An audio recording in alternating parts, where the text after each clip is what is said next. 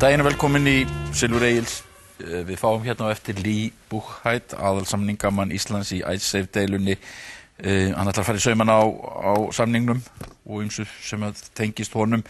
Eftir viðtalið við Buchheit fáum við síðan Reimar Pétursson og Dóru Sif Tínes. Þau eru bæði lögfræðingar, svona má segja úr sitt hvorum arminum, nei-hreyfingunni og já-hreyfingunni, svona til að rýna aðeins í það sem að Buchheit sagði. En við byrjum hérna á vettvangi dagsins með Jóni Þórusyni, Magnúsi Halldórssyni, Láru Hönnu Einarsdóttur og Pétri H. Blöndal. Og það eru svona nokkuð mál sem við ætlum að fara yfir hér. Ég ætla að byrja á Orkuveitunni og það er nú kannski stóra fréttin í þessari viku. Það er þessi hrikalega skuldastaða Orkuveituna sem er svo sem hefur verið vitað en einhvern veginn lítur þetta alltaf verr og verr út og svona dramatíkin í kringum þetta verður alltaf meiri. Magnús, þú varst nú að fjalla um þetta í fréttaskýringu í Viðskiptablaðinu. Og maður spyr sig bara hver er staðan hjá Orkuveitunni? Já, mér fannst nýr forstjóri Bjarni Bjarnason svona skýra þetta ágætlega á þessum blaðamannafundi sem hann hélt. Hann er nýbúinn að taka þarna við keflinu, búinn að vera í mánuð og fór svona yfir stöðuna og það sem blasti einfaldlega við var það að fyrirtæki hefur getur ekki getað borgað niður skuldir sínar að óbreyttu og því þurfti að fara í þessa massífu áætlun í 5 ár til þess að skera niður og hagræða í rekstri og halda síðan áfram. Það hefur kannski, mér fannst, menn fara svolítið glanna líka að segja eftir hennar fund að fyrirtæki væri raun gjaldþrota og þess vegna þurfti að gera þetta. Ástæðan var kannski fyrst og síðast trú að það voru svo þungir gjalddagar framundan og það var ekki hægt að fá meira lánsfé inn í fyrirtækið. Mér fannst Bjarni líka fókusa upp hvert vandamálið er mjög vel. Já. Það sem hann skýrði það að Orkuveitan var komin vel út fyrir upprunalegt hlutverk sitt í sínum fjárfestingum og það er alveg ljóst að þessar virkjanaframkvæmdir sem hafa tengst stóriðu viðskiptum hafa verið svolítið þungar í skauti því að það mótil byggir að miklu leyti á því að lánsfjármarkaðir séu opnir, þannig að þetta endurfjármagna skammtímaskuldir á góðum kjörum og það er sú breyting sem nú er orðin, þannig að eitthvað segir mér nú að það séu enn meiri breytingar framundan þegar kemur á virkjanaframkvæmdunum því að lífeyrissjóðirnir munu örugglega koma meira inn í þær fjárfestingar vegna þess að það þarf að fjármagna það meira með eigið fé en ekki lánsfé og það er svona kannski næsta músík í Orkuveitunni en það eru borgarfulltrúarnir í Reykjavík sem að bera ábyrgð á stöðunni miklu fremur en einstakir starfsmenn. Það er til dæmis búið að reka þarna forstjóran og fjármálastjóran fyrir stuttu en vandamálið er alltaf stefna félagsins sem borgarfulltrúarnir hafa stutt. Ég man til dæmis eftir því að Hjörleifur Kvaran kvartaði nú lengi sáran yfir því að verðskráin skyldi ekki vera updateuð miðað við vísitölu. Þannig að orkuverðið var of lágt og það sést nú í þessum áætlurum að núna þarf að hækka í miðri kreppu verðið 20%. Þetta er svona svolítið óheppileg stýring. Það hefði átt að hækka verðið líklega 2006 og láta það fylgja vísitölunni í gegn til þess að svona vera með tekjustreymmið traustara.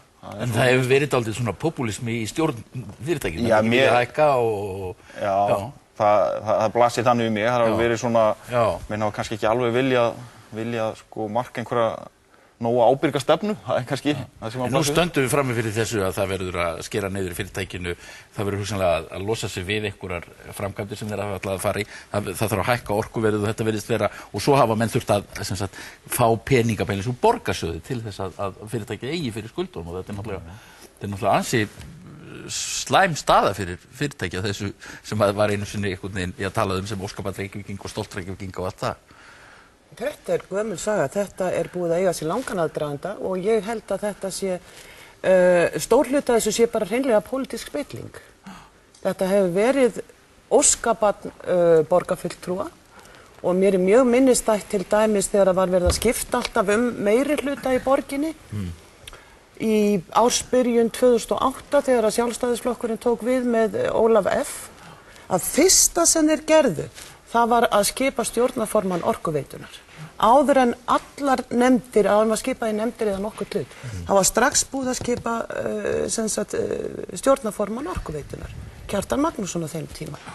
Svo þegar að sá meiri hluti sprakk og Sjálfstæðisflokkurinn gerði samning við Óskar Bergsson, að þá var strax skipaður hét hann ekki Guðlaugur? Guðlaugur Sverrisson, framsóknarmaður. Já. Þarna var verið að víla og díla og þó að Framsóknarflokkurinn hafi ekki haft neitt fylgi í borginni, þá fengu þeir Orkuveitina. Orkuveitin var stór biti. Já. Og þetta hefur alltaf verið svona frá því að ég man eftir mér. Það er alltaf verið stjórnmálamennirnir að leika sér með Orkuveituna. Orkuveitan var flott fyrirtæki með stöðugar tekjur, góðar tekjur og þeir vildu komast þar inn. Já, Jón. Já, mér finnst nú athyglisvert að heyra nýjan forstjóra Orkuveitunar tala og neita algjörlega að horfast í augu við fortíðina. Hann lítur ekki á það sem sitt hlutverk en nú samt að lýsa yfir hver stefnan eigi að vera í framtíðinu. Ég skil ekki alveg hvernig á að taka á þessu fyrirtæki ef við getum ekki fengið skýringar á því hvernig fyrirtæki komst í þessu stöðu sem það er í. Núna er bara næsta skref og þetta er eins og úr uppskriftabókinu hamfarakapitalismann. Þá að rjúka í eignasölu til þess að reyna að bjarga stöðuna að einhverju leyti, hækka orkuverð og við sitjum öll í losti og það er mótmælir þessu enginn að þetta sé nauðsynlegt. En við vitum ekki neitt stöðuna. Hverjir eru kröfuhafarnir? Hvað ætla þeir að gera?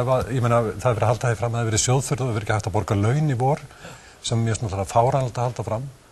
Vegna þess að fyrirtækja náttúrulega stöðugar tekjur, eins og allir landsmenn vita, að fólk hér í höfuðborginni veit. Við borgum öll orkureikningarna okkar mánaðarlega.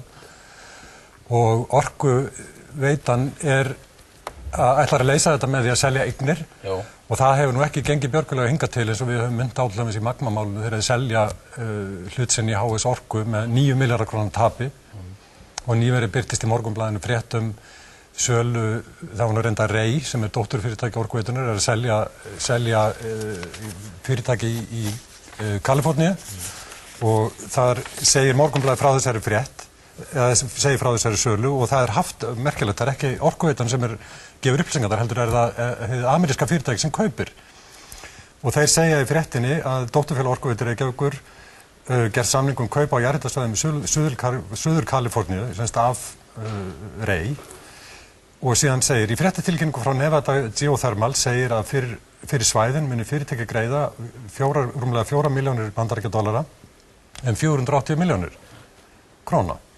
Aðeins $100.000 verða þó greiddir í peningum en að öðru leyti fær íslenska fyrirtæki greitt í hlutabréf. Já. Og maður velti fyrir sig til hvers að vera að selja eignir ef það kom ekki peningar í kassan. Og hverjir er að kaupa þetta? Af hverju er þessi samningur gerður? Mér finnst þetta alltaf stórfurðulegt og bara sýna að það ekki, vinnubröðin er eins og þau hafa verið þarna alla tíð. En Pétur, hvað getum við gert við þetta fyrirtæki? Sko, þegar maður horfir á þetta fyrirtæki þá er þetta náttúrulega opinbert fyrirtæki fyrsta lagi. Já. Og menn hafa nú verið að gagnrýna einkareksturinn alveg í botn. Já. En þarna virðist opinber rekstur líka að fara í vandræði. Hann gerir í fyrsta lagi þá gífurlegu mistök að taka lán í annarra mynt heldur en hafa tekjur í. Það er náttúrulega, það gerir maður ekki. Það bara gerir maður ekki. Ekki nefnum við viljum spila sko í Monte Carlo. Já. Svo faraður út í alls konar óskyldan rekstur. Ég man eftir risarækju eldi, ég man eftir lína net og alls konar hluti sem voru svona gæliverkefni stjórnarmanna í Orkuveitinni en hafa ekkert með það að gera að framleiða heitt vatn og selja eða raforku. Þannig að menn fóru út fyrir svið sitt og svo virðist vera langtíma fjárfestingar eða langtíma fjáröflun ekki hafa legið fyrir. Hvernig ætla maður að endurfjármagna, hvernig ætla maður að gera einhverja samninga og svo frá þess, það lá ekkert fyrir. Og það sem mjög verst öllu það að þetta er allt saman einhvern veginn í einhverju hölu, menn veit ekki neitt. Það er bara eins og allstaðar í ríkisrekstrinum og opinberri rekstri á Íslandi í dag að það er bara allt saman undir einhverjum hölusjálf. Og það þykir mér mjög slæmt að ég hérna sem borgari Reykjavík sko á þetta fyrirtæki og ég vil fá að vita hvað er að gerast þarna. Þetta verður alltaf verið svona. Já, en er ekki komin tími til að fara að letta af þessari hulu? Þetta á ekki verið leyndarmál. Eins og þessi sala á þessu fyrirtæki hérna í Kaliforníu, þetta kemur okkur við, þetta kemur Reykjavíkingum við. Já.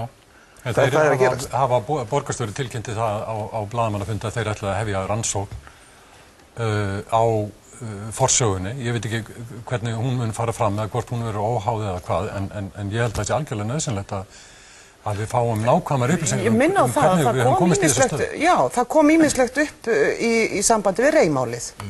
Já, það var aldrei klárað. Nei, það var aldrei klárað, það vantar að klára það dæmi, það vantar að klára þá rannsókn.